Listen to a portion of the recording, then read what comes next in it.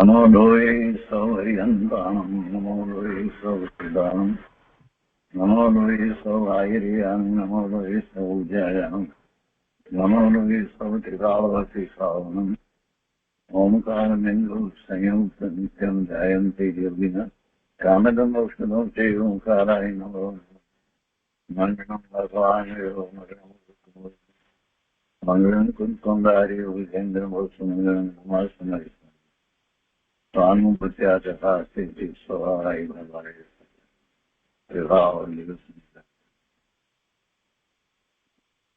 ધર્મ ધ્યાન આરાધના.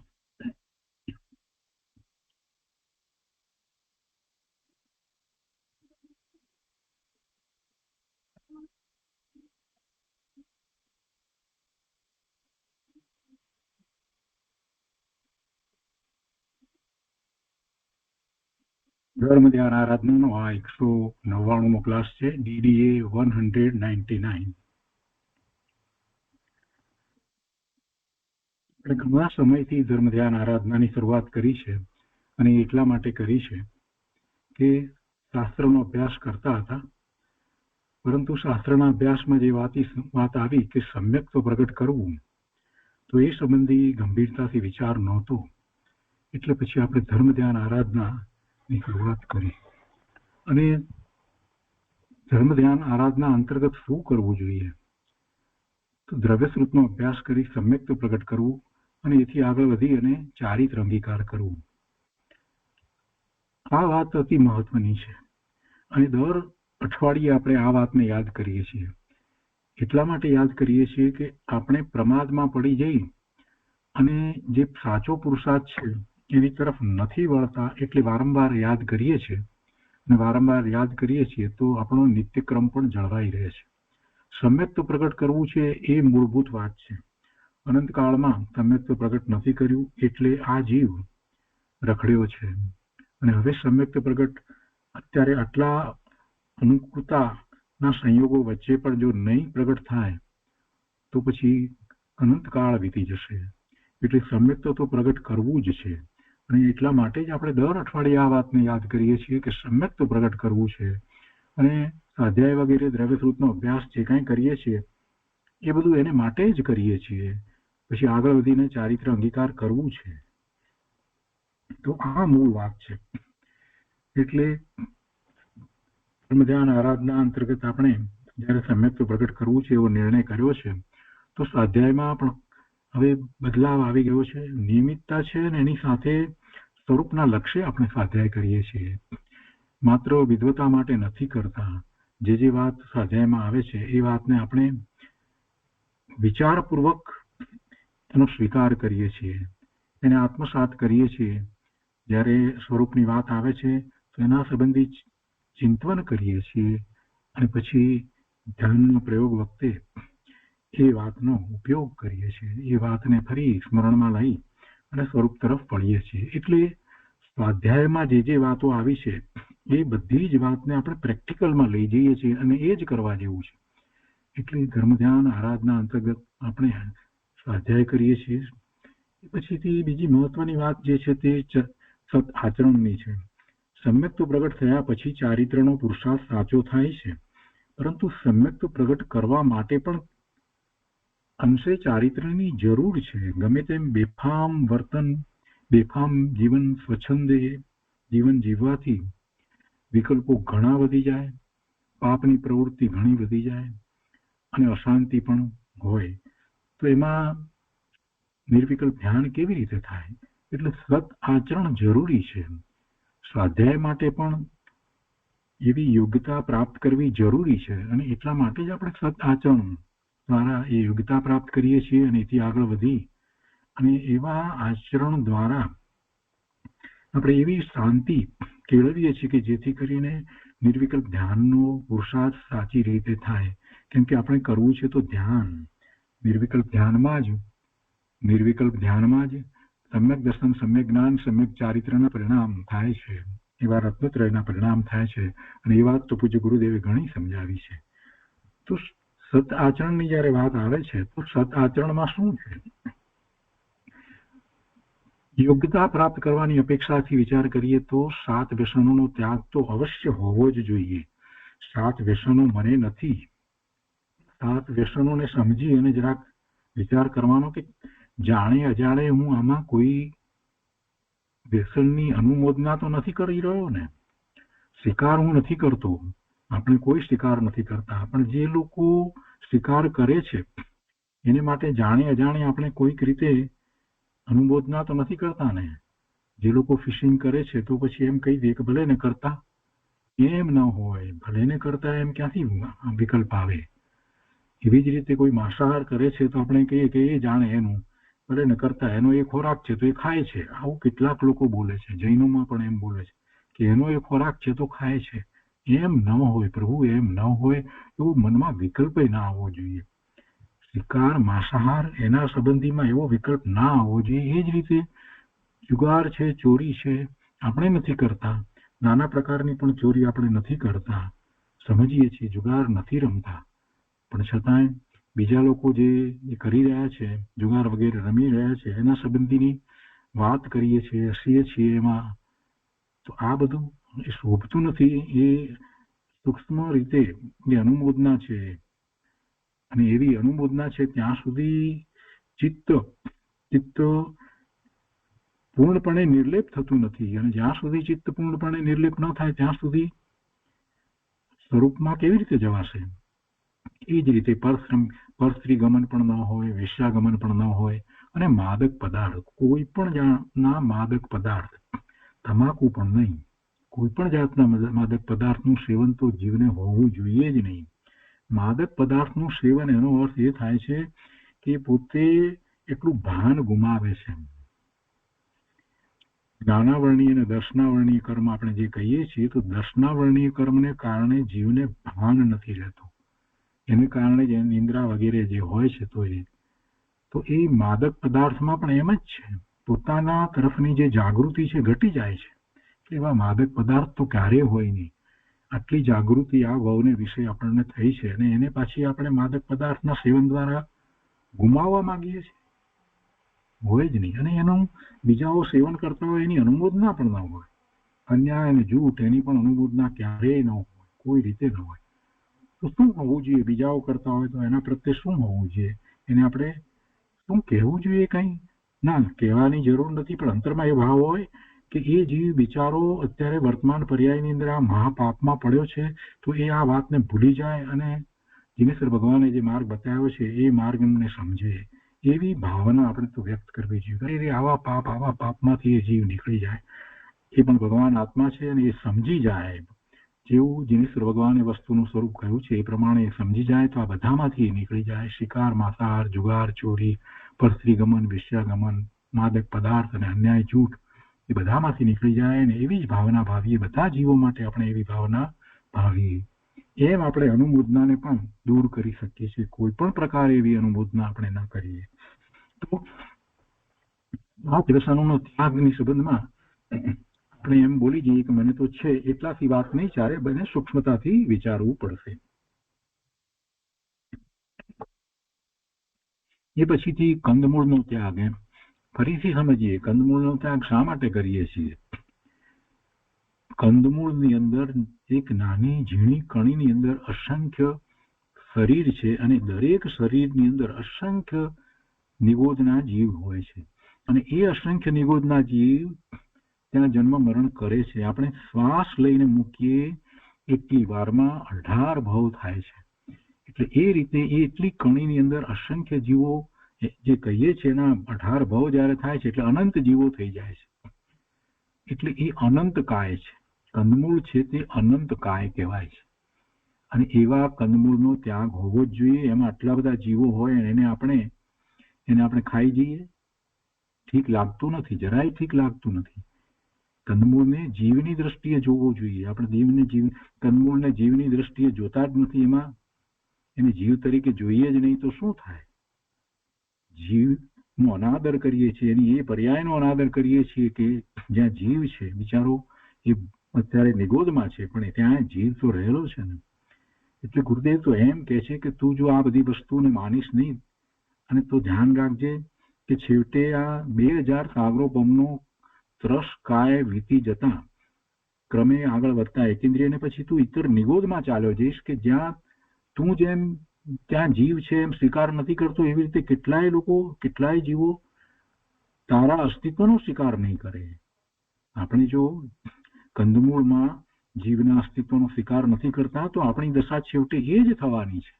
એટલે કંદમૂળનો ત્યાગ તો હોવો જ જોઈએ. એટલી હિંસા ન થવી જોઈએ. અનંત કાય છે, અનંત જીવોનું ભક્ષણ કરવાનો વિકલ્પ આપણને ન આવવો જોઈએ. રાત્રિ ભોજન ત્યાગ અને અથાણા તથા ઉદંબર ફળોનો ત્યાગ એ ત્રસ હિંસા રોકવા માટે છે. કોઈ પણ પ્રકારે ત્રસ હિંસા સાધક જીવને હોય નહીં. ત્રસ હિંસાથી તો એને બચવાનું જ છે. અને રાત્રિ ભોજનમાં કૃપાળુદેવે કહ્યું છે કે સૂર્યાસ્ત થયા પછી એ ભોજન જે છે એના રંગના જ એની અંદર ત્રસ જીવો ઉત્પન્ન થઈ જાય છે. એટલે રાત્રિ ભોજન ત્યાગ તો અવશ્ય કરવો. અથાણા તથા ઉદંબર ફળની અંદર પણ ત્રસ જીવો હોય છે, એટલે એ પણ એનો પણ ત્યાગ કરવો જોઈએ. તે પછી યત્નાચારની વાત આવે છે. એટલે સમિતિપૂર્વકનું જીવન જે મુનિને હોય છે એવું આપણને પણ હોવું જોઈએ. ભલે મુનિ દશા નથી અંગીકાર કરી તો પણ હાલતા ચાલતા બોલતા ઉઠતા વસ્તુ મૂકતા લેતા અને ઉત્સર્ગ કરતા પણ, એટલે કે મળમૂત્રનો ત્યાગ કરતા, એ બધા વખતે યત્નાચાર પૂર્વક જ જીવન જીવવું જોઈએ. ક્રિયા સમિતિ મુનિને હોય એટલે જોઈને ચાલે, કોઈ જીવની હિંસા ન થઈ જાય, તો આપણી માટે પણ એમ જ હોય. ક્રિયા સમિતિ, યશણા સમિતિ પણ એ રીતે જ હોય. ખાવા પીવાની બાબતની અંદર પણ ઓછામાં ઓછી જીવ હિંસા થાય એ જ રીતે વર્તન થવું જોઈએ. ભાષા સમિતિ, બોલવાની બાબતમાં કોઈ જીવને દુઃખ ન થાય અને સાથે ને સાથે હિંસા પણ ન થાય અને તિરસ્કાર પણ ન થાય, એ બધી વાતનો ખ્યાલ રાખવો જ જોઈએ. કસાય ભાવે ન પ્રવર્તીએ એ માટે બહુ જ ધ્યાન રાખવાની જરૂર છે. ભાષા સમિતિની અંદર વસ્તુને લેવી મૂકવી, એમાં સૂક્ષ્મ જીવોની હિંસા થતી હોય છે, ત્રસ જીવોની હિંસા થતી હોય છે, તો એ સંબંધી પણ ખૂબ ખ્યાલ રાખવો જોઈએ. આદાન નિક્ષેપણ. અને નિક્ષેપણની વાત કરીએ તો ઉત્સર્ગ જે ક્રિયાઓ જે થાય છે મળમૂત્ર ત્યાગની, એમાંય કેટલાય પ્રકારે આપણે એટલી હિંસા કરતા હોય છે, તો એનાથી જેમ બને તેમ બચવું જોઈએ. આપણે પાણીનો જે વપરાશ કરીએ છીએ એમાં પણ સમજવાની જરૂર છે. કેટલું બધું પાણી ઢોળીએ છીએ તે ઠીક નથી થતું. એમાં જીવ છે. પાણીમાં એ પાણી જેનું શરીર છે એવા જીવો છે, એટલે વિવેક રાખવો જોઈએ. અગ્નિની સંબંધી પણ એવો જ વિવેક રાખવો જોઈએ. વાયુકાય જીવો સંબંધી પણ એવો વિવેક જેટલો રાખી શકાય તેવો રાખવો જોઈએ. અગ્નિની બાબતમાં ઘણી બધી વસ્તુ સમજવાની જરૂર છે. જૈનમાં હોય અને હવન કરે, આ ઠીક નથી. એમાં તો ત્રસ જીવોની પણ હિંસા થાય છે. અગ્નિકાય જીવોની તો હિંસા થાય છે, પણ ત્રસ જીવોની પણ હિંસા થાય છે. જૈન દર્શનની અંદર ક્યારેય હવન હોય નહીં, હવન કરાય જ નહીં, અને એની અનુમોદના પણ ન કરાય.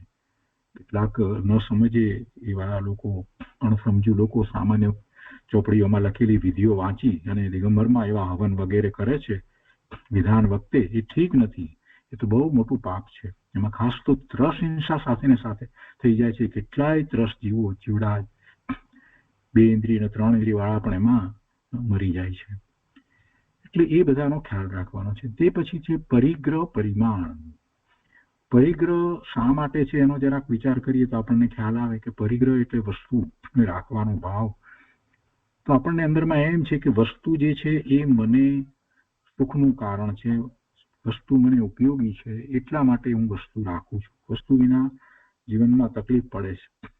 તો શાંત ચિત્તથી વિચાર કરવો જોઈએ કે કેટલી વસ્તુની આપણને જરૂર છે, એના કરતા કેટલા પ્રમાણમાં આપણે વસ્તુઓ વસાવી છે. કેટલી બધી વસ્તુઓ આપણે નકામીની વસાવ્યા જ કરીએ છીએ. એ શું બતાવે છે? એ એમ બતાવે છે કે આપણને તીવ્ર રુચિ છે. શેની તીવ્ર રુચિ છે? ઇન્દ્રિયોના વિષયની તીવ્ર રુચિ છે. અને એટલા માટે જ એ બધા વિષયોને પોષવા માટે નવા નવા પદાર્થોને આપણે ભેગા કરતા જઈએ છીએ. અને એમ પરિગ્રહનો કોઈ પાર રહેતો નથી. એમાં હવે સમજી અને ઓછું કરવાની જરૂર છે. હવે પરિગ્રહ વધારવા ન જોઈએ. જે છે એના પ્રત્યેનું પણ વલણ બદલવાની જરૂર છે. વસ્તુ પડી છે તો પણ એ મને કોઈ રીતે કાર્યકારી નથી, ઉપયોગી નથી. મને એટલે આત્માને.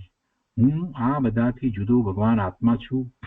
અને આ બધો પરિગ્રહ જે છે એ મને રાગનું કારણ છે, અને જો રાગ છે તો દ્વેષ પણ થશે. એટલે પરિગ્રહ પરિમાણ તો કરવું જ પડે. પરિગ્રહ પરિમાણ જે જીવ કરતો નથી એ જીવ ઇન્દ્રિયના વિષયથી વિમુખ થતો જ નથી.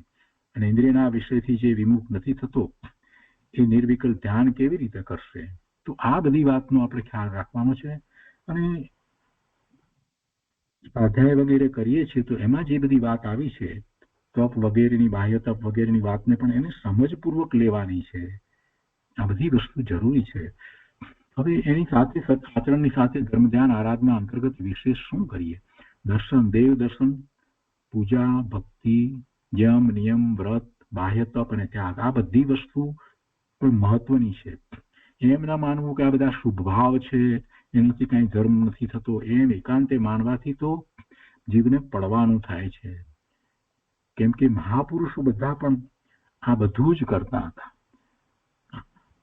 દેવ દર્શન કરવા, અને એ વખતે દેવ દર્શન વખતે તો આપણે એમાંથી તો પ્રભુના દર્શન કરતા એમના ગુણોનો વિચાર કરીએ છીએ, ઉપર ધ્યાન કરીએ છીએ, પૂજા ભક્તિ કરીએ છીએ તો પ્રભુ પ્રત્યે આપણને એવો અહોભાવ આવે છે કે પ્રભુ આપે શું પ્રાપ્ત કર્યું છે, આવું અદભુત પ્રાપ્ત કરી લીધું છે, આપ સર્વજ્ઞ થયા છો, અનંત ગુણોનું પૂર્ણપણે ભવન આપણે અત્યારે થઈ રહ્યું છે, હવે બાદ સુખ પ્રાપ્તિ કરી છે. એટલા માટે એમના પ્રત્યે એવો અહોભાવ આવે છે, પૂજાનો ભાવ આવે છે, એવો પૂજા ભક્તિનો ભાવ હોય. અને આપણા પોતાના જીવનમાં યમ અને નિયમ રોજ માટે અને દરેક દિવસના જુદા એવા નિયમો વગેરે પણ આપણે રાખવા જોઈએ, જેથી કરી અને આપણી શાંતિ જળવાઈ રહે, મન હલકું રહે, વિકલ્પોમાં ચાલ્યા ન જવાય, અને ધર્મ ધ્યાન આરાધના સારી રીતે થાય. વ્રત, સમ્યક દર્શન નથી થયું એટલે વ્રત ન હોય એમ નહીં, પણ સમ્યક દર્શન નથી થયું એટલે જે વ્રત જે છે એને એમ કહેવામાં આવ્યું કે શુભ ભાવ માત્ર છે, અને એમાં માત્ર રોકાઈ ન રહેવું, સમ્યકનો પુરુષાર્થ તો કરવો જ. એટલા માટે ગુરુદેવ એની વાત વારંવાર કરે છે. જે સમ્યકનો પુરુષાર્થ કરી રહ્યા છે એને માટે તો વ્રત જે છે, બાહ્ય વ્રત, તપ, એ બધું ખૂબ ઉપકારી થાય છે. કેમ કે એટલે એને વધારે સમય મળે છે, એને શાંતિ જળવાઈ રહે છે, પ્રમાદ થતો નથી. સ્વાધ્યાય વગેરે માટે અને ધ્યાન પ્રક્રિયા માટે એને પ્રમાદ ન થાય એ માટે આ બધા વ્રત અને તપ છે. એટલે એ વ્રત તપ તો સાથે હોય, અને જેને સમ્યક દર્શન થયું છે એને પણ એ વ્રત તપ વગેરે જે છે તે રસ્તાવલંબન કહેવામાં આવ્યું છે. અને આપણે જયારે સમજીએ જ છીએ કે શુભભાવ છે તો આપણે એમાં રોકાવાના નથી, પણ છતાં એ શુભભાવ કેવો છે? એ શુભભાવ કેવો છે? એક વ્યક્તિ ચાલીને જાય છે તો છાંયડે ચાલીને જાય છે, અને બીજી તડકામાં, કાંકરાઓમાં, કંટકમાં જાય છે, તેમાં કોને વધારે અનુકૂળતા રહેશે? જે છાંયડે ચાલે છે એને અનુકૂળતા રહેશે. એવી વાતને સમજી અને બાહ્ય વ્રત વગેરેને અંગીકાર કરવા કે જેથી આપણે સમ્યકતાના પુરુષાર્થમાં પેલે છાંયડે ચાલતા વ્યક્તિની જેમ આગળ વધી શકીએ. ત્યાગની વાત છે, દોષોનો ત્યાગ, આપણને જે કસાય ભાવ છે એનો ત્યાગ સ્વરૂપના લક્ષ્ય જ થાય છે, પણ એને પણ કેળવવો જોઈએ. અને ત્યાગની સાથે એક દાનની વાત પણ સાથે લઈએ તો પાત્રે દાન આપવું જોઈએ, મુનિને દાન આપવું જોઈએ, આહાર દાન, ઔષધ દાન, શાસ્ત્રનું દાન વગેરે પ્રકારે. અને એ સિવાય અનુકંપા દાન પણ પોતાથી જેટલું થઈ શકે તેટલું આપવું જોઈએ. તો આ બધી વાત પણ એટલી જ મહત્વની છે. ધર્મ ધ્યાન આરાધના અંતર્ગત માત્ર કઈ સ્વાધ્યાય કરીએ એમ નહીં, બધી વસ્તુ સમજી અને જીવનમાં એને સ્થાન આપવાનું છે. આખો દિવસ આપણો એવી રીતે જ જવો જોઈએ, તો જ ધર્મ ધ્યાન આરાધના કરી એમ કહેવાશે. ધર્મ ધ્યાન આરાધના આપણે કરતા હતા, શરૂ કરી, અને ત્યાર પછીથી એમ લાગ્યું કે હજી કંઈક વધારે કરવાની જરૂર છે, વિશેષ કરવાની જરૂર છે. કેમ કે જીવન ટૂંકું છે, ક્યારે મારો સમય પૂરો થઈ જશે, આયુષ ક્યારે પૂરું થઈ જશે એની મને ખબર નથી.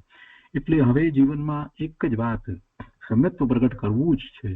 એટલે ધર્મ ધ્યાન ઉગ્ર આરાધના એ સૂત્ર આપણે અપનાવ્યું, અને ધર્મ ધ્યાન ઉગ્ર આરાધના અંતર્ગત આપણે બે વાતને લીધી.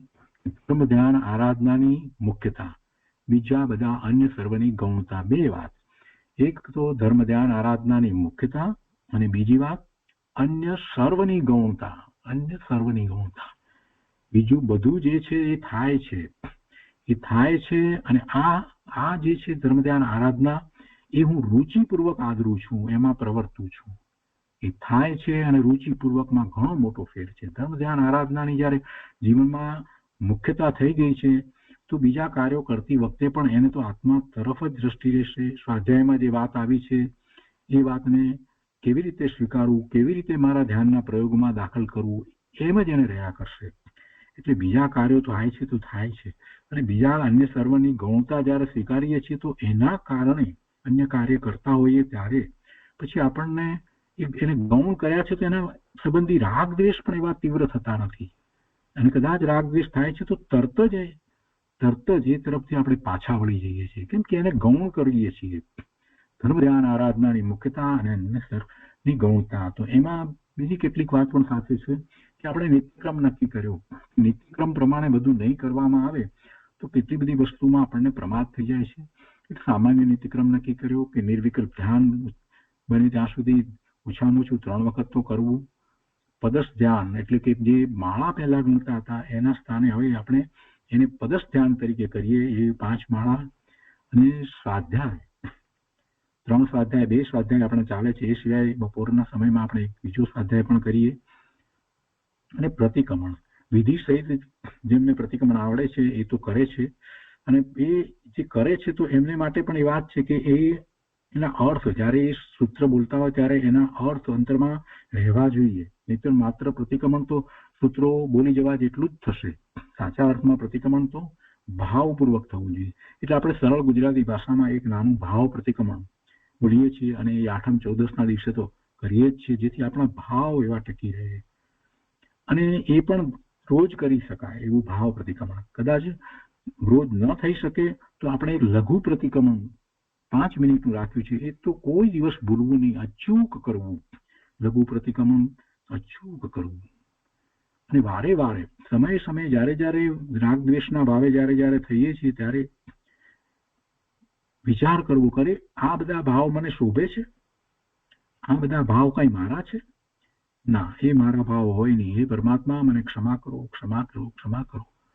હું આ બધા ભાવે શોભતો નથી. આ બધો જે ભાવ જે છે એ વિભાવ ભાવ છે. હું તો મારા સ્વભાવ ભાવે જ શોભું છું. હું તો જ્ઞાન સ્વભાવી ભગવાન આત્મા છું. એમ કરી અને વારે વારે દિવસમાં કેટલીય વખત એમ સ્વ તરફ વળી જવું. હું જ્ઞાન સ્વરૂપ છું, ઓમકાર સ્વરૂપ છું, એમ બોલી અને ઓમ બોલી અને સ્વ તરફ વળી જવું. આવું સમયનું પ્રતિક્રમણ પણ કર્યા જ કરવું જોઈએ. ધર્મ ધ્યાન આરાધનાની મુખ્યતા જ્યારે સ્વીકારી છે તો પછી નિત્ય જપ અને ભોગ ઉપભોગનો ત્યાગ એ પણ મહત્વનું છે. ભોગ ઉપભોગ સંબંધી આપણે જાણીએ છીએ જે વારે વારે જે ભોગવી શકાય છે એને ઉપભોગ કહીએ છીએ, અને બીજી વસ્તુ એક જ વખત ભોગવાય છે અને ભોગ કહીએ છીએ. તો એની વૃત્તિને ક્ષીણ કરવાનો પુરુષાર્થ કરવાનો જ છે. દિવસ દરમિયાનમાં એ વસ્તુ પર પણ એટલું જ લક્ષ આપવાનું છે. નિત્ય પ્રતિક્રમણ અને નિત્ય ધ્યાન. કઈ વાત છે નિત્ય ધ્યાનની પહેલા પણ આપણે વાત કરી છે, એની પણ આગળ વાત લઈએ છીએ. પહેલા એક વાત લઈ લઈએ કે નિત્યક્રમ આપણે રાખ્યો છે તો એની સાથે આપણે સેલ્ફ એસેસમેન્ટની સિસ્ટમ રાખી છે, જેથી આપણને ખ્યાલ આવે કે નિત્યક્રમમાં આપણે કેટલા નિયમિત છીએ. નિત્યક્રમ છે તે નિત્ય કરવાનો છે, પણ એમાં આપણી નિયમિતતા કેટલી છે, આપણે કેટલું ભૂલી જઈએ છીએ, કેટલા પ્રમાદમાં પડી જઈએ છીએ. એટલા માટે આપણે એક સિસ્ટમ રાખી છે. નિર્વિકલ્પ ધ્યાન એટલે 1 વખત ધ્યાન એટલે 15 પોઈન્ટ, એટલે 3 વખતના 45 પોઈન્ટ. પદસ્થ ધ્યાન 5 માળા એટલે 10. એમાં તમે વધારે પણ કરી શકો, એકના 2 પોઈન્ટ પ્રમાણે. સ્વાધ્યાય 2 આપણે જે કરીએ છીએ એના 30 પોઈન્ટ છે. પ્રતિક્રમણના 5 પોઈન્ટ છે. જો સવારે અને સાંજે 2 વખત પ્રતિક્રમણ થતું હોય તો 10 પોઈન્ટ પણ થાય. અને અન્ય સ્વાધ્યાય જે કરીએ છીએ એના 10 પોઈન્ટ, એવો પણ કદાચ 2 સ્વાધ્યાય પણ થઈ શકે. અને અભિષેક પૂજા એ દિગંબર પ્રમાણે કે શ્વેતાંબર પ્રમાણે તેમાં 10 છે, અને દિગંબર પ્રમાણે અભિષેક પણ કરે અને વિસ્તૃત પૂજા પણ કરે તો એમાં બીજા 5 એટલે 15 પોઈન્ટ પણ ગણી શકાય. અને રૂપસ ધ્યાન, મંદિરમાં જઈએ, દર્શન કરવા જઈએ અને એમને પાછા આવીએ એમ ન હોય. રૂપસ ધ્યાન જરૂર કરવું, ત્યાં બેસવું, ઓછામાં ઓછું 15-20 મિનિટ 25 મિનિટ બેસવું અને શાંત ચિત્તે તે પછીથી રૂપસ ધ્યાન કરવું. પૂજા કરવા જતા હોઈએ તો પૂજા કરીને દોડતા જઈએ અને દોડતા પાછા આવીએ, એ વાત જ ખોટી છે.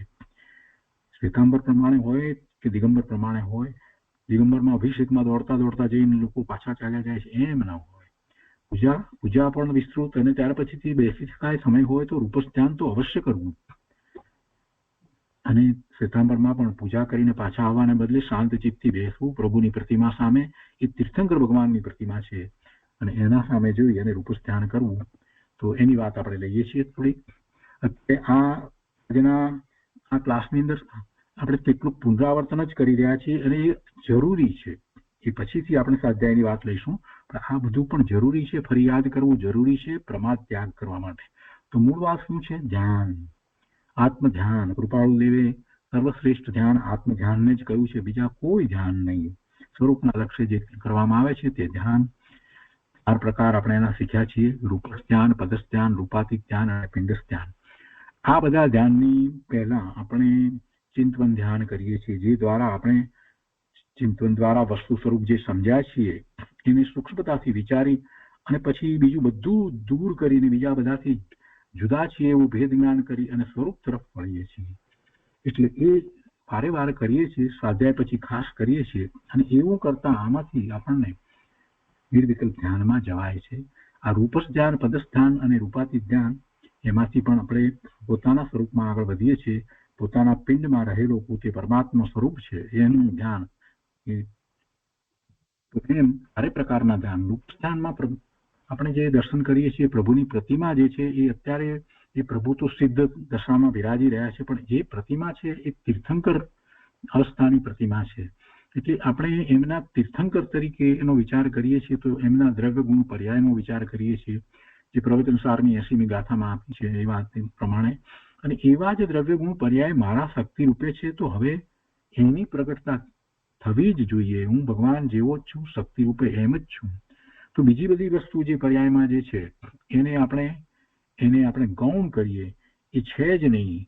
અને એથી આગળ વધીને એના સિવાય હું તો માત્ર જ્ઞાન સ્વરૂપ છું એમ પ્રભુની પ્રતિમા સામે જોતા, વિચાર કરતા, એમના દ્રવ્ય ગુણનો પર્યાયનો વિચાર કરતા એને પોતાનામાં સ્થાપી અને પ્રભુ તરફથી આપણે સ્વ તરફ વળી જઈએ.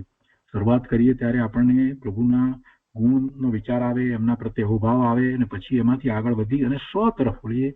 પોતાના દ્રવ્ય ગુણ પર્યાય શુદ્ધ છે, શુદ્ધ સ્વરૂપ છે, પોતે જ્ઞાન સ્વરૂપ જ છે, એમ કરી અને એમાંથી આપણે ધ્યાનમાં આગળ વધીએ છીએ. એવું રૂપસ ધ્યાન મંદિરમાં બેઠા હોઈએ ત્યારે અવશ્ય કરવું. પદસ ધ્યાન માળા ગણતા હતા પહેલા, ઓમ શ્રી શાંતિનાથાય નમઃ, કે ઓમ શ્રી પાર્શ્વનાથાય નમઃ, કે ઓમ શ્રી મહાવીરાય નમઃ, કે ઓમ શ્રી આદિનાથાય નમઃ, એમ સિદ્ધ ભગવાનનું નામ બોલી અને માળા ગણતા હતા. એ જ વસ્તુને હવે સમજવાની છે. એ બોલવાથી કંઈ નથી થતું, એનો સાથેનો જે ભાવ છે એ મહત્વનો છે. જ્યારે આપણે એવા સિદ્ધ પરમાત્માને નમસ્કાર કરીએ છીએ, તો એ સિદ્ધ ભગવાનના સ્વરૂપનો વિચાર કરવાનો. એ શરૂ કરતા પહેલા, એ માળા શરૂ કરતા પહેલા આપણે એનો વિચાર કરવાનો કે એવા સિદ્ધ ભગવાનને નમસ્કાર કરું છું. એવા કેટલા સિદ્ધ ભગવાન થયા છે. પહેલા એ બધાને નમસ્કાર કરીએ છીએ અને એ રીતે અનંત સિદ્ધનો સ્વીકાર કરીએ છીએ અને એમના સ્વરૂપનો વિચાર કરીએ છીએ, અને પછી આપણે એમને નમસ્કાર કરીએ છીએ. તો એવા સિદ્ધ ભગવાનને હું નમસ્કાર કરું છું. અને એમ વારે વારે એવા સિદ્ધ ભગવાનને જે અશરીરી છે, જેમને મન નથી, વાણી નથી, કાયા નથી, માત્ર જ્ઞાન સ્વરૂપ છે, અને અવ્યાબાદ સુખ, શાંતિ, આનંદની દશામાં સિદ્ધ સલાહ ઉપર જે બિરાજી ગયા છે, એમના સ્વરૂપનો વિચાર કરી અને એમને નમસ્કાર કરીએ છીએ. તો એ માળાના મણકા ફેરવતા જઈએ છીએ અને દરેક વખતે એમને નમસ્કાર કરતા જઈએ છીએ એવા સિદ્ધ પરમાત્માને. અથવા તો માત્ર નમો સિદ્ધામ બોલીને પણ આપણે એ રીતે કરીએ છીએ, તો સામેથી આપણને એવો પ્રતિસાદ સાંપડે છે કે તું પણ સિદ્ધ સમાન શુદ્ધ છો, પૂર્ણ છો, પવિત્ર છો. એટલે પદસ ધ્યાન દ્વારા આપણે આપણા તરફ પછી છેવટે આવી જઈએ છીએ કે હું પણ એવો જ સિદ્ધ સમાન શુદ્ધ પૂર્ણ પવિત્ર છું. અને આપણે જે નિર્વિકલ્પ ધ્યાનનો જે પ્રયોગ કરીએ છીએ એમાં પણ એમ જ છે. આપણે પહેલા શરૂઆતમાં સ્મરણ બોલીએ છીએ અને એમાં તીર્થંકર ભગવાન કે નમસ્કાર કરીએ છીએ, કેવળી ભગવાનને નમસ્કાર કરીએ છીએ, સિદ્ધ ભગવાનને નમસ્કાર કરીએ છીએ, અને સિદ્ધ ભગવાનના શુદ્ધ સ્વરૂપને આપણે પોતાની અંદર સ્થાપીએ છીએ કે એવું જ મારું સ્વરૂપ છે. અને પછી આપણે દિવ્ય ધ્વનિ, ઓમકાર ધ્વનિને આપણે ગ્રહણ કરીએ છીએ. એવી રીતે આપણી ધ્યાનની શરૂઆત કરીએ છીએ, ઓમ ગ્રહણ કરતા કરતા, અને પછી એમાંથી આપણે પોતાના અસ્તિત્વનો અહેસાસ અને એથી આગળ વધી અને પછી સ્વરૂપમાં વિશેષ એકાગ્રતા એમ તો કરીએ છીએ. તો તો પદસ્થ ધ્યાનમાંથી પણ એમ એ જ રીતે આગળ વધી શકાય. પણ પદસ્થ ધ્યાન અવશ્ય કરવું, વધારે નહીં તો દ્રઢતા તો થશે જ કે હું પણ સિદ્ધ સમાન શુદ્ધ જ છું, શુદ્ધ જ છું, શુદ્ધ જ છું. અને એવો ભાવ લાંબો સમય સુધી ટકી રહેશે તો નિર્વિકલ્પ ધ્યાનમાં કોઈ તકલીફ અડચણ આવશે નહીં. એ જરૂરથી કરવું. પિંડસ્થ ધ્યાન પોતાના સ્વરૂપને વિશે રહેલું ભગવાન આત્મા શુદ્ધ જ છે. આ શરીર, આ મન, આ વાણી એ મારા નહીં, એનાથી હું જુદો. આ કાર્બન શરીર તે પણ હું નહીં, આ તેજ શરીર તે પણ હું નહીં. અને એથી આગળ વધી અને જે પરના લક્ષ્ય થતા જે શુભાશુભ ભાવ એ પણ મારું સ્વરૂપ નથી. અને એ સિવાય જે બાકી રહ્યું તે પિંડ એટલે તે હું જ્ઞાન સ્વરૂપ, એ હું ભગવાન આત્મા. એવું પિંડસ્થ ધ્યાન કોઈ પણ ધ્યાન કરતા આગળ વધીને થાય છે. ચિંતન ધ્યાન કરીને પણ એ જ રીતે આગળ વધાય છે. એમાં ચિંતન ધ્યાનમાંથી ભેદ જ્ઞાન કરતા કરતા એ રીતે પોતે પિંડમાં રહેલો શુદ્ધ આત્મા, એનું ધ્યાન પિંડસ્થ ધ્યાન. અને એમાં એ જ રૂપાતીત ધ્યાન છે. આપણે કરીએ છીએ જે પ્રયોગ તરીકે, ત્યારે પછી જયારે ઓમકારનો આશ્રય લઈએ છીએ અને છેવટે પછી ઓમ કરતા કરતા આપણે એ પણ એ વિકલ્પ પણ રહેતો નથી અને પોતે જ્ઞાન સ્વભાવે પોતે પરિણમી જાય છે. તો એ રૂપાતીત ધ્યાન છે. કોઈ રૂપ નથી, પોતે જ છે, બીજું કાંઈ જ નથી. પોતે ભગવાન થઈ અને બેસી જાય છે. એવું રૂપાતીત ધ્યાન એ ચોથા સ્ટેપમાં થઈ જાય છે. આપણે જે 4 સ્ટેપની વાત કરીએ છીએ તો એમાં એ થઈ જાય છે. એટલે આ ચારે પ્રકારના ધ્યાનને વારંવાર વિચારવા અને જુદા જુદા સમયે જે સમય યોગ્ય હોય, જે પ્રમાણે હોય તે પ્રમાણે એવા ધ્યાન અવશ્ય કરવા, એ કરવાની જરૂર છે. છતાં પણ આપણને હજી જોઈએ એવો પુરુષાર્થ નથી થતો, એવી ઘણા લોકોની કમ્પ્લેન છે. ઘણા લોકો એમ કહે છે કે બધી વાત બરાબર છે, સમજીએ છીએ પણ થતું નથી. સમજીએ છીએ અને થતું નથી એનો અર્થ શું થયો? ક્યાંક કોઈક જગ્યાએ આપણી ભૂલ થઈ રહી છે. તો શું ભૂલ છે? તો કે સાધકને ત્યાગવા યોગ્ય છે એ સમજ્યા નથી અને એનો શીઘ્ર નિકાલ કરતા નથી. પહેલી વાત છે પ્રમાદ. જે આપણને નડે છે તે પ્રમાદ છે. બધું સમજીએ છીએ અને નથી થતું એનો અર્થ જ એ છે કે પ્રમાદ છે. આત્મા સિવાય બીજો બધો વિચાર ગમે તેટલા બીજી બાબતમાં એક્ટિવ હોય એ બધો પ્રમાદ છે. ધર્મના નામે આપણે ખૂબ પ્રમાદ સેવીએ છીએ. કોઈની જન્મ જયંતિ, મહાપુરુષની જન્મ જયંતિ ઉજવવાની હોય કે કોઈ જન્મ કલ્યાણક ઉજવવાનું હોય તો આપણે ખૂબ ઉત્સાહપૂર્વક એ બધું કાર્ય કરીએ છીએ. એની મિટિંગો કરીએ છીએ, બોલાવીએ છીએ, કામો બધા વહેંચી લઈએ છીએ, એના ફોટા વગેરે સુશોભન કરવાનું સ્ટેજ ઉપર ને બધું, એની ખાવા પીવાની વ્યવસ્થા, એ બધામાં ખૂબ ઉત્સાહ આવે છે. પણ એ બધો પ્રમાદ છે, કેમ કે એમાં આત્માનું લક્ષ્ય નથી. કેટલાક લોકો પછી મન મનાવે છે કે ના આ કાર્ય કર્યું તો એમ કે બીજા લોકો બધા આવ્યા ને તો એટલી અનુમોદના વગેરે થઈને એમ બધાને ખબર પડી ને. અરે ભાઈ, આ તારો મોહ છે, આ તારો રાગ છે, રાગ બોલી રહ્યો છે. કેમ કે તને માન મળ્યું છે ને, એ બધું કાર્ય કરતા તને બધા બોલાવે છે, પૂછે છે, મોટા કરે છે, એટલે તને માન મળે છે. એટલે પ્રભુ તું એ માન કસાય પોષે છે. પ્રમાદ તો છે, સ્વરૂપ તરફ નથી વળતો, અને વધારામાં પાછું માન કસાય પોષાય જ છે. અંદરમાં માન કસાય પોષાય જ છે. તો શું કરવું? એ બધી ઉજવણીમાં ભાગ ન લેવો. ઉજવણીમાં ભાગ ન લેવો એવો કહેવાનો અર્થ નથી. ઉજવાય છે તો ઉજવાય છે, એના કારણે અમે તો ભગવાન આત્મા જ્ઞાન આનંદ સ્વરૂપ છે. કોઈ પણ કામ એના સંબંધીનું કરતી વખતે પણ આ બધું જે થવા યોગ્ય હશે તે જ થશે. અમે તો ભગવાન આત્મા જ્ઞાન આનંદ સ્વરૂપ છે. વારંવાર એમ મળવું. એટલે કોઈ પણ કાર્ય વખતે, ધાર્મિક કાર્ય હોય ત્યારે પણ અને બીજા કાર્યો કરતા હોય ત્યારે પણ આ બધા કાર્યોથી જુદો હું તો ભગવાન આત્મા છું એમ સ્વરૂપની દ્રષ્ટિ વારંવાર કરીએ તો જ પ્રમાદ જાય. એમ એ સિવાય બીજી કોઈ રીત નથી. અને એ સાધકને પ્રમાદ છોડવા જેવો છે, ત્યાગવા યોગ્ય છે. એવી જ રીતે બીજી વસ્તુ છે શિથિલતા. શિથિલતા પણ સાધકને ન હોય.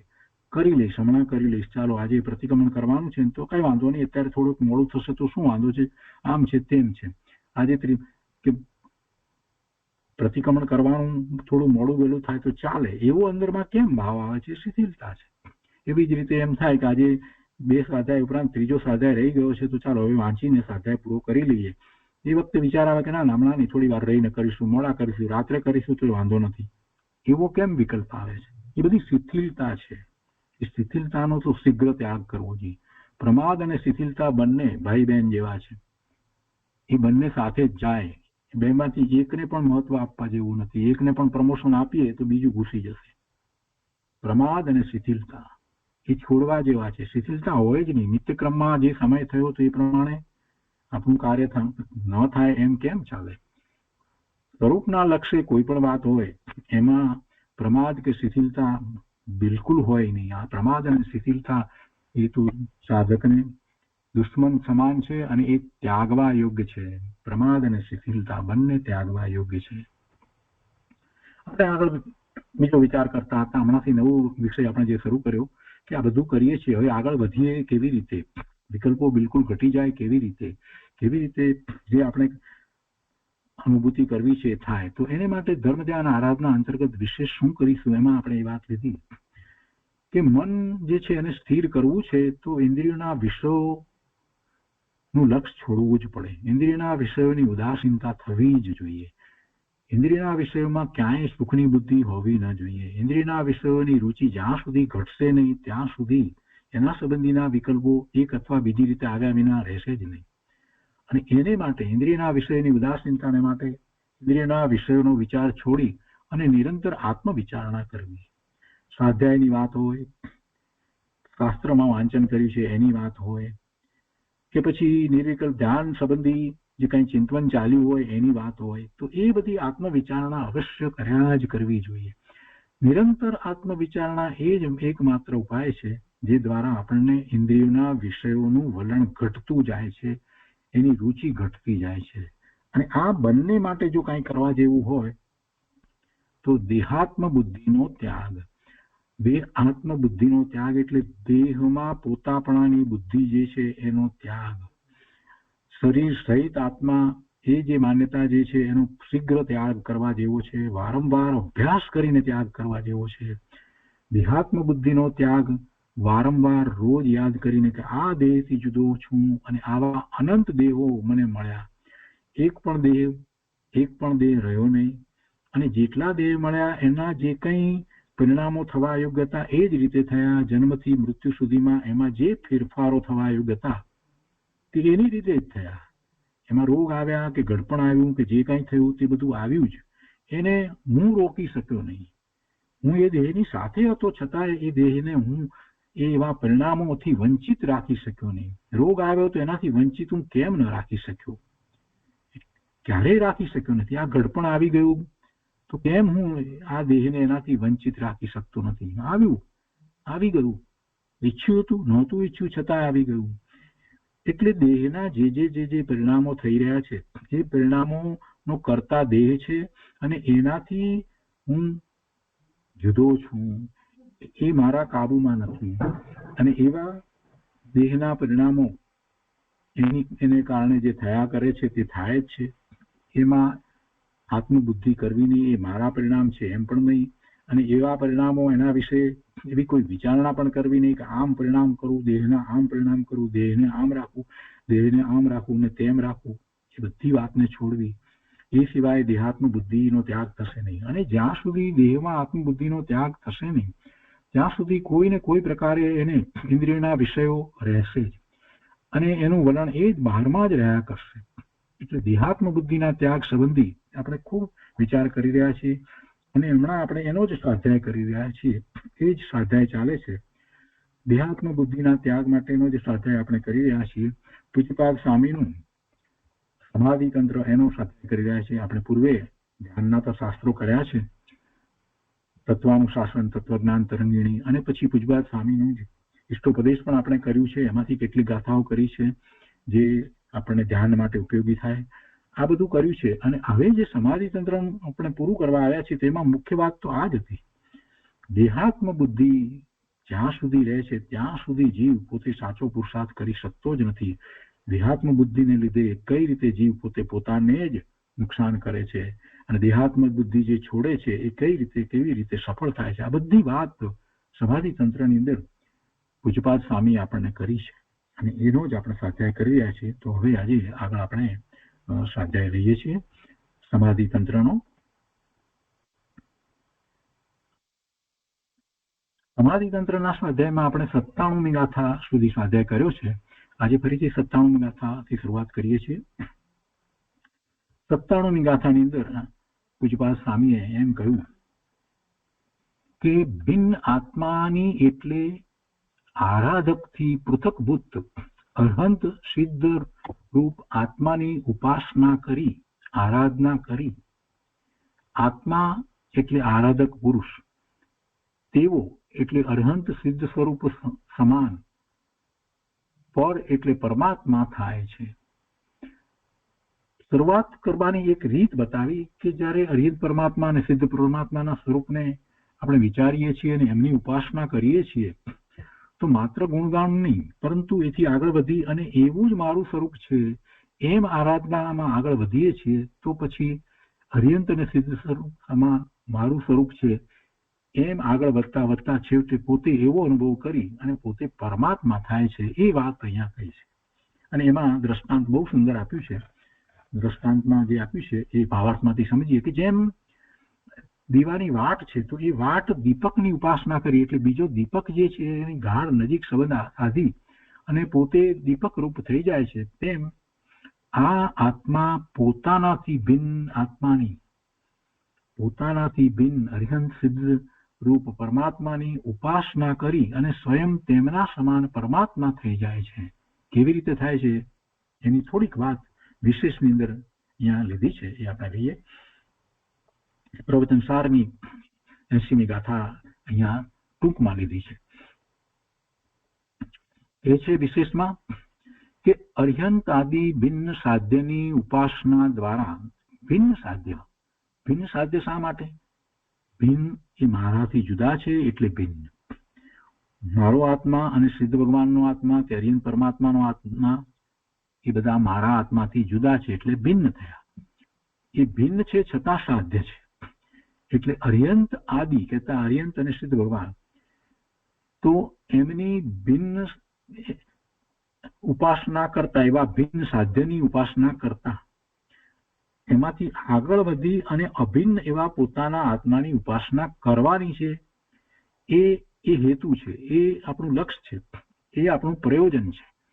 એટલે અર્હંત આદિ ભિન્ન સાધ્યની ઉપાસના દ્વારા આત્મામાં કેવી રીતે જવાય એની વાત કરે છે કે અર્હંત આદિ ભિન્ન સાધ્યની ઉપાસના દ્વારા અર્થાત તેમના દ્રવ્ય ગુણ પર્યાયના સત્ય જ્ઞાન દ્વારા એમના દ્રવ્ય ગુણ પર્યાયનું સાચું સત્ય સમ્યક જ્ઞાન દ્રવ્ય શ્રુતના અભ્યાસ દ્વારા શાસ્ત્રના અભ્યાસ દ્વારા આપણે કરવાનું છે. એમના સ્વરૂપને સમજવાનું છે અને એવા જ્ઞાન દ્વારા પછી ચિંતવનમાં લેવાનું છે.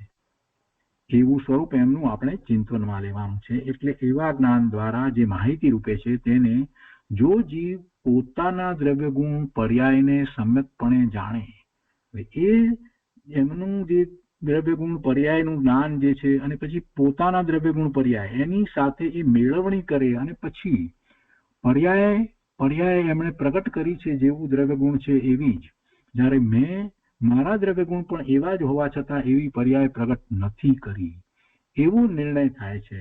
દ્રવ્ય ગુણ તો પ્રભુના જેવા જ મારા છે. એટલે જો જીવ પોતાના દ્રવ્ય ગુણ પર્યાયને સમ્યકપણે જાણે અને તેની પ્રતીતિ કરે કે દ્રવ્ય ગુણ પર્યાયનો વિચાર કરે છે તો દ્રવ્ય ગુણ તો મારા એવા જ છે એમ એ પ્રતીતિ અનુભવ વિના એ સવિકલ્પ દશાની અંદર એવી શ્રદ્ધા કરે છે. એ પ્રતીતિની અહીંયા વાત લીધી છે. તો એવી પ્રતીતિ કરે તથા ત્યારબાદ અર્હંત આદિ પર તરફનું પણ વલણ હટાવી સ્વસન્મુખ થઈ સમ્યક શ્રદ્ધા જ્ઞાનપૂર્વક પોતાના ચૈતન્ય સ્વરૂપમાં સ્થિરતા કરે તો તેનો મોહ નાશ પામે છે.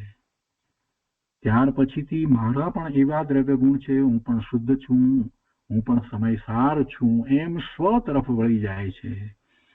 સ્વસન્મુખ થઈ અને પોતાનું શુદ્ધ સ્વરૂપ છે એનો જે પૂર્વે નિર્ણય કર્યો હતો, ખૂબ નિર્ણય કર્યો હતો, ખૂબ દ્રઢતા કરી હતી, તો હવે એ તરફ એનો ઉપયોગ વળી જાય છે તો સ્વરૂપમાં એકાગ્રતા થતા અનુભૂતિ થાય છે, સ્વની અનુભૂતિ થાય છે. એટલે રત્નત્રયના પરિણામ થાય છે, સમ્યક દર્શન, સમ્યક જ્ઞાન, સમ્યક ચારિત્રના પરિણામ થાય છે અને એવા પરિણામ પછી વારે વારે કરે છે.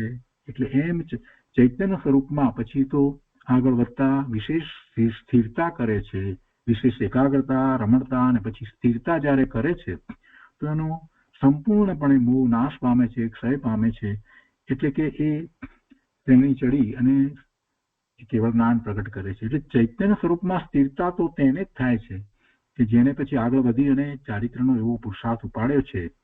એવા મુનિને 7મા ગુણસ્થાન આગળ વધીને 8મા ગુણસ્થાને એ સપક શ્રેણી ચડે છે તો પછી 12મા ગુણસ્થાને આવે છે ત્યારે સંપૂર્ણપણે ઘાતી કર્મોનો ક્ષય થાય છે, સંપૂર્ણપણે એનો ઘાતી કર્મોનો ક્ષય થાય છે. એમ એ મોહનો નાશ પામે છે. પરંતુ એ શ્રેણી ભલે ન ચડી શકાય ત્યારે વર્તમાનમાં ભરત ક્ષેત્રના વિશે તો પણ 7મા ગુણસ્થાનની દશા સુધી તો પહોંચી શકાય છે. કદાચ 7મું ગુણસ્થાન કંઈ એટલું સહેલું નથી આ કાળની અંદર, તો ત્યાં સુધી ન પહોંચાય તો પણ જીવ સમ્યક દર્શન પ્રગટ કરી અને 5મા ગુણસ્થાને તો સહેલાઈથી જઈ શકે છે. 5મા ગુણસ્થાને વારંવાર પોતાના સ્વરૂપની અનુભૂતિ કરી શકે છે. અને એવું જે કરે છે એને મોહનો નાશ જ છે. કેમ કે એને 2 ચોકડી તો ગઈ છે. એની 2 ચોકડી ગઈ છે. ચારિત્ર મોહની એની 2 ચોકડી ગઈ છે. હવે એનો મોહ કેવો રહ્યો હોય, કેટલો બધો અલ્પ હોય. એટલે એમ એ મોહનો નાશ તો થાય જ છે. અરે હજી 5મું ગુણસ્થાન એમાં વ્રત વગેરે અંગીકાર કર્યા નથી અને સ્વરૂપમાં વિશેષ એકાગ્રતા નથી થતી અને માત્ર 4થું ગુણસ્થાન છે તો એ વખતે પણ એને દર્શન મોહની કર્મની પ્રકૃતિ ગઈ છે. એટલે હવે ભ્રમ ભાંગી ગયો છે. હવે કોઈ ભ્રમ નથી, એનું મિથ્યાત્વ ગયું છે. અને જેનું મિથ્યાત્વ ગયું છે એને વધારે બહુ હોતા જ નથી. એને વધારેમાં વધારે 15 ભાવમાં તો મોક્ષ થાય જ છે અને એ પરમાત્મા થાય જ છે. તો આ વાત પ્રવચન સારની 80મી ગાથામાંથી લીધી છે. આગળ પણ અહીંયા કહે છે કે આત્મ સ્વરૂપમાં સ્થિરતા તે નિશ્ચય ઉપાસના અર્થાત અભિન્ન સાધ્યની ઉપાસના છે. હવે આ વાત કરવી છે. આત્મ સ્વરૂપમાં સ્થિરતા કરવી પોતાના સ્વરૂપમાં એ અભિન્ન ઉપાસના છે, અભિન્ન સાધ્યની ઉપાસના છે. જે સાધ્ય પોતાનું સ્વરૂપ છે એ સાધ્ય પોતાથી જુદું નથી, ભિન્ન નથી. એટલે અભિન્ન સાધ્યની ઉપાસના, આત્માની ઉપાસના, પોતાના આત્માની ઉપાસના. એટલું મહાત્મા પોતાના આત્માનું આવે તો જ ઉપાસના થાય. હજી તો ઘણાને તો એમ નથી વિચાર આવતો કે પોતે સિદ્ધ સમાન શુદ્ધ છે. એવું સ્વીકારવામાં એને તો હજી મુશ્કેલી પડે છે. કેટલાય લોકો પોતાની જાતને જઈને કેવડાવે છે પણ એમને આપણે એમ કહીએ કે તમે ભગવાન છો, ભગવાન જેવા છો, ભગવાન આત્મા છો સ્વરૂપે, તો હજી એને એ વાત બેસતી નથી. અરે પ્રભુ, શરૂઆત જ ત્યાંથી થાય છે. જૈન દર્શનમાં મુખ્ય વાત જો કાંઈ હોય તો આ જ છે. પ્રભુના જ્ઞાનમાં હું સિદ્ધ સમાન શુદ્ધ પૂર્ણ પવિત્ર જણાયો છું. એટલું જ નહીં પણ હું પાછો એવા સ્વરૂપને પ્રગટ કરવા માટે સક્ષમ છું એ વાત પણ આવી છે. એટલે પ્રભુએ તો આપણને પૂર્ણપણે બધો જ માર્ગ બતાવી દીધો છે. કેવી રીતે એમાં આગળ વધવું એ પણ દર્શાવી દીધું છે. એટલે પછી એવા અભિન્ન સાધ્યની ઉપાસનામાં વિચાર શેનો? અભિન્ન સાધ્યની ઉપાસના તો કરવાની જ હોય. મારું સ્વરૂપ જ સિદ્ધ સમાન શુદ્ધ છે તો તેની જ ઉપાસના, એનું મહાત્મા આવે. આવું સ્વરૂપ અને એમ કરી અને સ્વરૂપ તરફ વળી જવું છે. તો કે છે કે અર્યંત આદિ ભિન્ન સાધની ઉપાસના તે વ્યવહાર ઉપાસના છે અને આ અભિન્ન પોતાના શુદ્ધ સ્વરૂપની ઉપાસના તે નિશ્ચય ઉપાસના છે. આવું પણ એક અપેક્ષાએ કહેવાય છે. સાધક દશામાં સમ્યક દ્રષ્ટિ જીવને અસ્થિરતાના કારણે ભગવાનની પૂજા ભક્તિ આદિ રૂપ પુણ્યબંધની સંપ્રાપ્તિના હેતુભૂત શુભ રાગ ભૂમિકા અનુસાર આવે છે. પ્રભુની ભક્તિ વગેરે પણ કરે છે. પણ એટલાથી એને અટકવું ન જોઈએ, એને સ્વરૂપ તરફ વળવું જોઈએ. એટલે એને અભિન્ન પોતાના શુદ્ધ સ્વરૂપની ઉપાસના કરવી જોઈએ. એટલે કહે છે કે પણ તેને આત્મહિત માટે ભલો માનતો નથી. સાચો જે સમ્યક દ્રષ્ટિ છે એ સમજે છે કે આ શુભ ભાવ છે અને એને તો સ્વરૂપ તરફ વળવાનું છે. જે સમ્યક તો સન્મુખ થયો છે એ પણ એ વાતને સમજે છે કે મારે તો મારા સ્વરૂપની જ ઉપાસના કરવાની છે. તો એ વાત અહીંયા થોડીક વિસ્તારપૂર્વક કરવામાં આવી છે કે એટલે એ સમ્યક દ્રષ્ટિ જીવને શુભ ભાવ આવે છે તો એમાં એ વધારે અટકતો નથી અને શુદ્ધ ભાવે પરિણમી જાય છે. એટલે સ્વરૂપ તરફ એ વળી જાય છે. અને એને અહીંયા એક દ્રષ્ટાંત દ્વારા વાતને બહુ વધારે સ્પષ્ટ કરી છે કે તે રાગને રોગ સમાન ગણાય છે. તેથી તેને તે હે બુદ્ધિ વર્તે છે. રાગ છે તે એની માટે એની હે બુદ્ધિ છે. એટલે રાગ એટલે શુભ ભાવ, એ પણ એને માટે તો હે છે, એ છોડવા લાયક છે. અર્થાત તેને રાગનો રાગ નથી, એ શુભ ભાવનો એને રાગ નથી. શુભ ભાવ આવે છે, સમજે છે એટલી પોતાના પુરુષાર્થની નબળાઈ છે, એટલે શુભ ભાવમાં એ રહ્યો છે, પણ એને શીઘ્ર શુદ્ધ ભાવમાં જવું છે, સ્વભાવ ભાવે થવું છે. એટલે આ જે શુભ ભાવ છે એનું સામિત્વ નથી. તેનો આ શુભ ભાવ રાગ સવારની લાલ સંધ્યા જેવો છે. જો આ ઉદાહરણ બહુ સુંદર છે. સવારની જે લાલ સંધ્યા જે છે એ કેટલો સમય, થોડો સમય રહે છે, પછી તો સૂર્યનો તેજસ્વી પ્રકાશ આપણને દેખાય જ છે. જેમ સવારની લાલ સંધ્યાનો અભાવ થતા તુરત જ સૂર્યના તેજસ્વી પ્રકાશનો આવિર્ભાવ થાય છે, તેમ સમ્યક દ્રષ્ટિના હે બુદ્ધિ વર્તા શુભ ભાવ, એ શુભ રાગનો અભાવ થાય છે. એ શુભ ભાવ જે છે લાલ સંધ્યા જેવો છે, અને એ પછી તરત જ તેનો અતિક્રમ થતા આત્માના નિર્મળ પ્રચંડ પ્રકાશનો આવિર્ભાવ થાય છે. એટલે સ્વરૂપનું લક્ષ થઈ અને એમાં એકાગ્રતા થાય છે. રાગ રૂપ સવિકલ્પ દશાનો વ્યવહારનો અભાવ થતા વિતરાગ રૂપ નિર્વિકલ્પ દશા પ્રગટ થાય છે. અને આ દશામાં જીવને વચનમાં ન કહી શકાય એવો વચનાતીત અપૂર્વ આનંદનો અનુભવ થાય છે. તે રીતે સમ્યક દ્રષ્ટિના ભિન્ન આત્માની ઉપાસના રૂપ શુભ રાગનો અભાવ અને તે મોક્ષનું પરમ પદ પરમાત્મા પદનું સાક્ષાત કારણ છે. એટલે એ રીતે આખી વાત સમજાવી છે. હવે અભિન્ન ઉપાસનાની વાત કહી છે, તો એ અભિન્ન ઉપાસનાની વાત એનું ફળ કહ્યું. અભિન્ન ઉપાસના કરવાની તો વાત કરી, તો એના ફળની વાત અહીંયા 58 શ્લોકમાં થઈ છે, અને એમાં એના ભાવાર્થની અંદર સરસ ઉદાહરણ આપી એને વાતને સ્પષ્ટ કરી છે.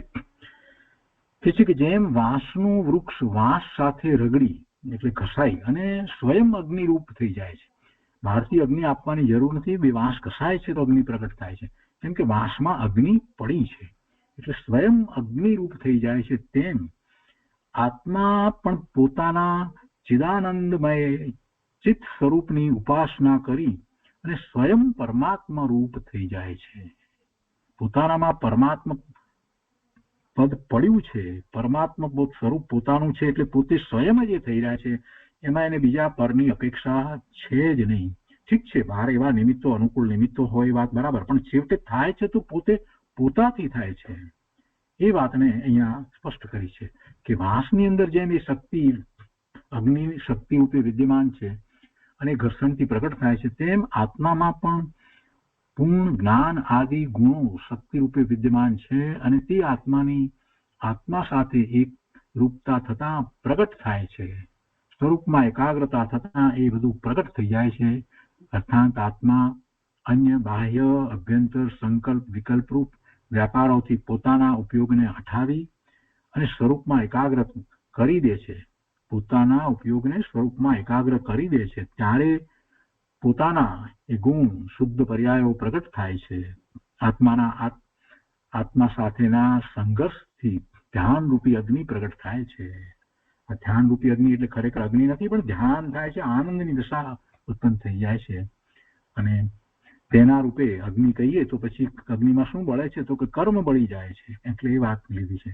અને તેના નિમિત્તે, જો એ નિમિત્ત કારણ છે, કર્મ તો એના કારણે જાય છે, તેના નિમિત્તે જયારે કર્મરૂપી ઈંધણ સર્વથા બળી જાય છે, ત્યારે તે આત્મા પરમાત્મા થઈ જાય છે. તો એ વાત 98માં શ્લોકમાં કરી. હવે એમાં વિશેષની અંદર એક સરસ વાત છે, તે છે કે સમ્યક દ્રષ્ટિ જયારે આત્મ ધ્યાનમાં મગ્ન થઈ જાય છે, ત્યારે ધ્યાન ધ્યાતા અને ધ્યેય એવો ભેદ રહેતો નથી. ધ્યાન જે પ્રક્રિયા છે, એકાગ્રતાની પ્રક્રિયા તે ધ્યાન છે. ધ્યાતા એ ધ્યાન કરનારો છે, અને ધ્યેય એ જે ધ્યેય પોતાનું ધ્યાન, જેનું ધ્યાન કરવું છે, જ્યાં એકાગ્રતા કરવી છે, જેની પ્રાપ્તિ કરવી છે, એવું પોતાનું સ્વરૂપ છે. તો આ ત્રણ વસ્તુ જે છે તો ત્રણ વસ્તુ રહેતી નથી. જ્યારે એ ખરેખર આત્મ ધ્યાનમાં મગ્ન થઈ જાય છે ત્યારે પછી એવા ભેદ રહેતા નથી, એવો ભેદ રહેતો નથી. વચન કે અન્ય વિકલ્પ હોતા નથી.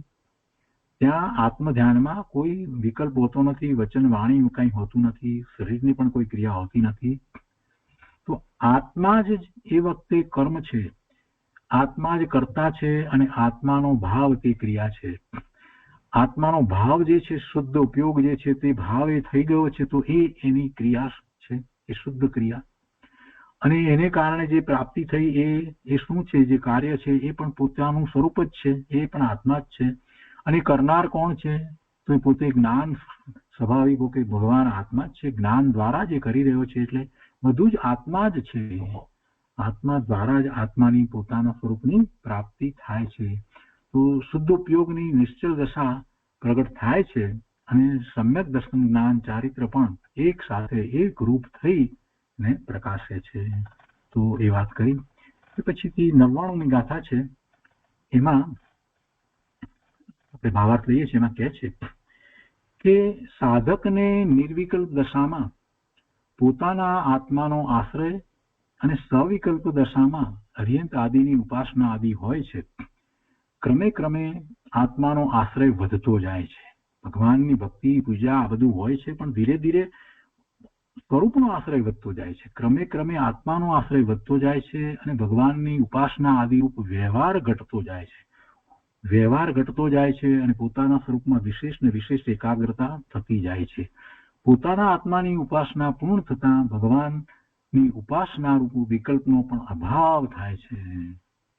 પોતાના આત્માની ઉપાસના પૂર્ણ થાય એટલે સ્વરૂપમાં પૂર્ણપણે જ્યારે સ્થિર થઈ જાય છે, તો પછી એ પરની ઉપાસનાથી પણ એ નિવૃત્ત થાય છે. અને તેનું નામ ભિન્ન અને અભિન્ન આત્મ સ્વરૂપની નિત્ય ભાવના કરવી એમ કહેવામાં આવે છે. એટલે પહેલા એ ભિન્ન ઉપાસના ને અભિન્ન ઉપાસના, પછી ભિન્ન ઓછી થાય અને અભિન્ન વધતી જાય અને છેવટે પૂર્ણપણે અભિન્ન ઉપાસનામાં પોતે સ્થિર થઈ જાય છે. અને તે પ્રમાણે વિતરાગતા પૂર્ણ થતા કેવળ જ્ઞાન પામી જીવ મોક્ષ પ્રાપ્ત કરે છે. અને મોક્ષ સ્થાન પામ્યા પછી જીવ કદી સંસારમાં પાછો આવતો નથી, કેમ કે તેને રાગનો સર્વથા અભાવ થઈ જાય છે. રાગ વિના સંસાર અર્થાત ભવ ભ્રમણ જન્મ મરણ હોય નહીં. તો એ રીતે આ 99ની ગાથા છે, 99મો શ્લોક છે. આજનો સ્વાધ્યાય આપણે અહીંયા સુધી રાખીએ છીએ અને આજનો ક્લાસ પણ આપણે અહીંયા પૂરો કરીએ છીએ.